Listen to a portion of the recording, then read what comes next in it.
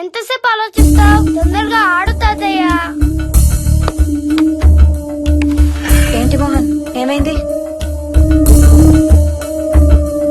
తాతయ్య చీటింగ్. నీ కుర్రాన్ని వెనక్కి పెట్టు తాతయ్య.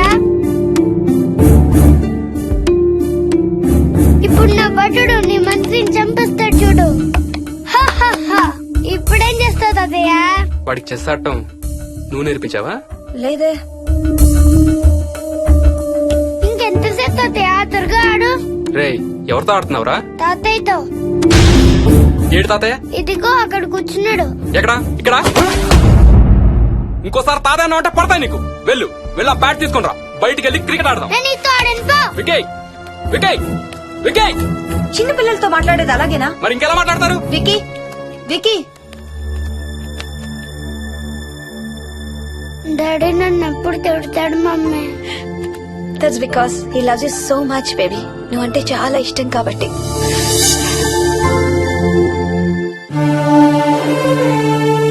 వికీ, నాకు ఒక చిన్న హెల్ప్ చేసి పెడతావా ప్లీజ్? దా.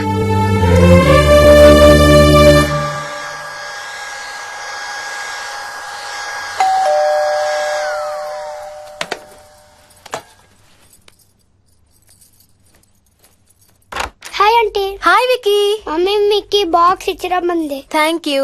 రా లోపలికి రా. ఏంటి స్కూల్ కి హాలిడేనా ఇవాళ? లేదంటే నేనే స్కూల్ కి హాలిడే ఇచ్చేసాను. అంటే నేను అంకుల్ ప్లే స్టేషన్ లో గేమ్స్ ఆడుకోవచ్చా? ఓకే, వెళ్ళి ఆడుకో.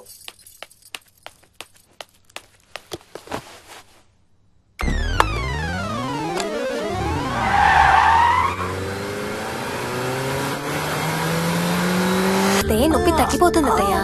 పోనీ టికెట్స్ క్యాన్సిల్ చేస్తానమ్మా. కొంచెం నొప్పి తగ్గాక 2 రోజులు ఆగే వెళ్తురు గాని. మా టికెట్ల సంగతి సరేరా, మీవి ఇంటర్నేషనల్ టికెట్స్. లాస్ట్ మినిట్ లో క్యాన్సిల్ అంటే బోల్డ్ అంత పోతుంది. మీ అమ్మ సంగతి నాకు వదిలే, ఇంటికి తీసుకెళ్లి నేను చూసుకుంటాగా. నానా.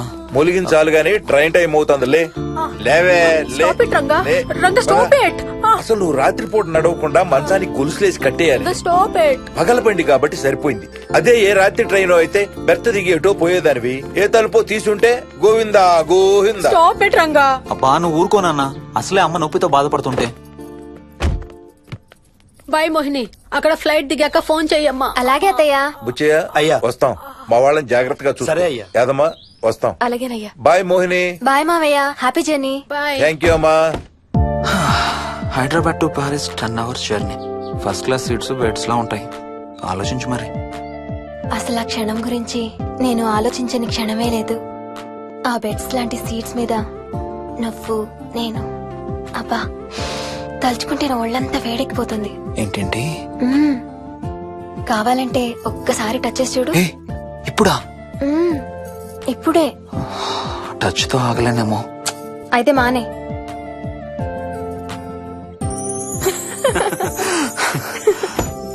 రేయ్ తొందరగా రారా, టైం అవుతుంది.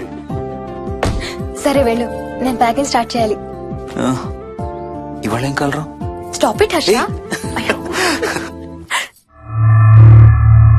రోజు పొద్దున్న ఏం తింటావు? ఇడ్లీ.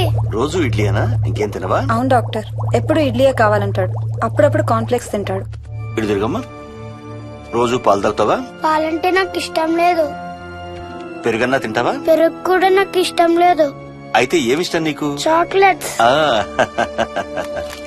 ఇదిగో తీసుకో. ఇంకోటి ఇస్తారా అంకుల్? మా తాతయ్య కూడా ఇవ్వాలి. అవునవును, మర్చిపోయాను. ఇదిగో. Thank you. ఇంతకీ మీ తాతయ్య ఎక్కడున్నారు? బయటే కూర్చున్నారు. సరే, అయితే వెళ్ళి మీ తాతయ్యతో ఆడుకో. Sir thank you.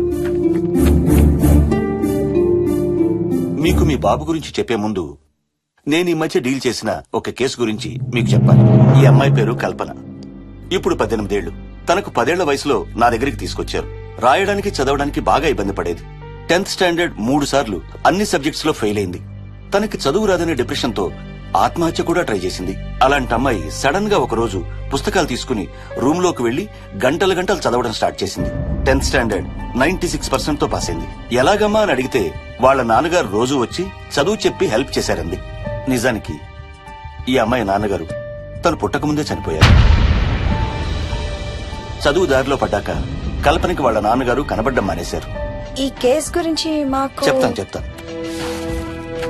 ఇది కల్పన చిన్నప్పుడు తీసిన ఎక్స్రే. ఇది వికీ ఎక్స్రే. ఈ రెండిట్లోనూ ఈ చిన్న బ్లాక్ స్పాట్ చూసారా, దీన్ని యాంటీరియర్ ఫాంటనల్ అంటారు. పుట్టుకతో చిన్నపిల్లలందరికీ తల మీద ఉండే మెతక భాగం 2 ఏళ్లకి 98% దాకా క్లోజ్ అయి ఒక 6 ఏళ్లకి కంప్లీట్ గా గట్టిపడిపోతుంది. కానీ విక్కీకి 7 ఏళ్లు వచ్చినా ఇది ఇంకా క్లోజ్ అవ్వలేదు. వేల సంవత్సరాలుగా హిందువులు, బౌద్ధులు ఈ మెతక భాగం కింద సహస్రార చక్రం ఉంటుందని నమ్ముతారు. బాడీలో ఉండే అన్ని చక్రాలలో మానసిక ఎదుగుదలకు కావలసిన అతి ముఖ్యమైన చక్రం. ఈ చక్రాన్ని ఒక స్పిరిచువల్ గేట్వే అని కూడా అంటారు. మెడికల్ సైన్స్ కూడా దీన్ని యాక్సెప్ట్ చేసింది.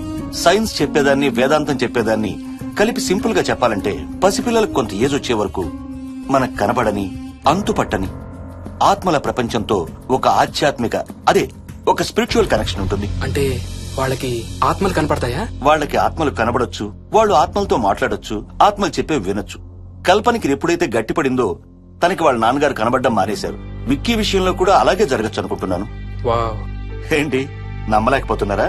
సబ్జెక్ట్ చాలా హెవీగా ఉంది. Sorry, no offence. కొంచెం నమ్మలేనట్టుగానే ఉంది సార్. మనకు అర్థం కాని చాలా విషయాలు కొంచెం నమ్మలేనట్టుగానే ఉంటాయి. దయ్యాలను చూసినప్పుడు కుక్కలు మురుగుతాయంటారు. సునామీలు, భూకంపాలు వచ్చేటప్పుడు జంతువులకి, పక్షులకి ముందే తెలుస్తాయంటారు. వాటికి మనకు తెలియని ఏదో సెన్స్ ఉంది. అలాగే చిన్నపిల్లలకు కూడా వాళ్ళ ప్రపంచం గురించి మనకు చాలా తక్కువ తెలుసు. కొన్ని బ్లైండ్ గా నమ్మాలంతే. విక్కీకి వాళ్ళ తాతగారు నిజంగా కనబడుతున్నారా లేక అలానే ఊహించుకుంటున్నాడా అనేది మనం నమ్మేదాన్ని బట్టి ఉంటుంది.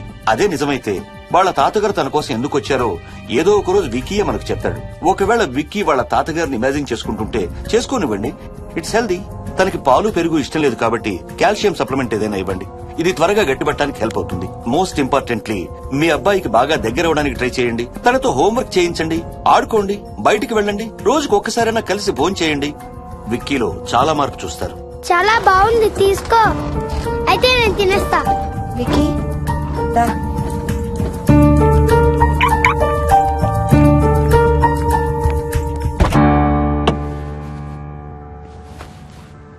Wiki, listen to me carefully. ఇక నుంచి అన్ని ఆటలు మన ఇద్దరమే ఆడుకుందాం. నీకెప్పుడు ఆడుకోవాలనిపించినా నన్ను పిలు, నేనొచ్చి నీతో ఆడతాను. తాతతో గాని, రాజుతో గాని ఆడుకోవటం మానేయాలి. అర్థమైందా? తాత అంటే నాకు చాలా ఇష్టం డాడీ. తాత చచ్చిపోయాడు, ఈ లోకంలో లేడు. నువ్వు పుట్టక ముందే చచ్చిపోయాడు. అర్థమైందా?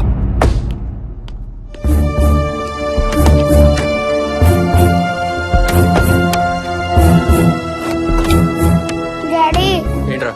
తాత నిన్ను సీట్ బెల్ట్ వేసుకోమంటున్నాడు. రేయ్, నిన్ను స్టాప్ ఇట్. వాడితో డీల్ చేసే విధానం అది కాదు. కార్తీ, ఇవ్వు, వాడికి బాగా గారం ఇవ్వు. తర్వాత ఏడుస్తావు నువ్వే.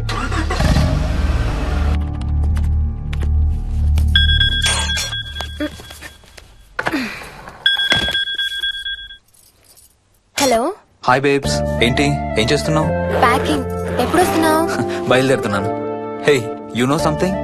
కాసేపట్లో మన ఇద్దరం మైల్ హై క్లబ్ లో మెంబర్స్ అవబోతున్నాం. Mile high క్లబ్బా?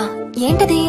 మన ఫస్ట్ నైట్ భూమికి 10 కిలోమీటర్ల పైన ఒక ఫ్లైట్ ఫస్ట్ క్లాస్ క్యాబిన్ లో జరగబోతుంది. అలా ఆకాశంలో శోభనం చేసుకున్న వాళ్ళందరూ కలిసి క్లబ్ పెట్టుకున్నారు. సో మనకు కూడా ఆ క్లబ్ లో మెంబర్షిప్ వస్తుంది. నాకేం అక్కర్లేదులే ఆ క్లబ్ లో మెంబర్షిప్. కానీ నాకు కావాలి. అసలు ఎంతమందికి వస్తుంది చెప్పు ఇలాంటి ఆపర్చునిటీ? మొదటి రాత్రి, మొదటిసారి భూమికి 36,000 ఫీట్ పైన ఒకే దుప్పట్లో ఇద్దరం. ఛీ, కంపు. హే, దుప్పటా నేనా?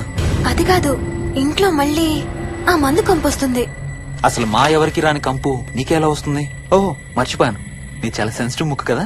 చాలే ఆపు, తొందరగా బయలుదేరు. ఏ హర్ష, ఎన్నింటికి రా ఫ్లైట్? నైట్ 11:30కి రా. Honeymoon in Paris, you lucky bugger. All the best. Thank you రా. ఆల్ ది బెస్ట్ రా. రే, థ్యాంక్స్ రా. రే, డౌట్లు ఏమైనా వస్తే ఫోన్ చెయ్యి. ఏం డౌట్లు? హర్ష, హర్ష, సార్, కొంప మునిగింది.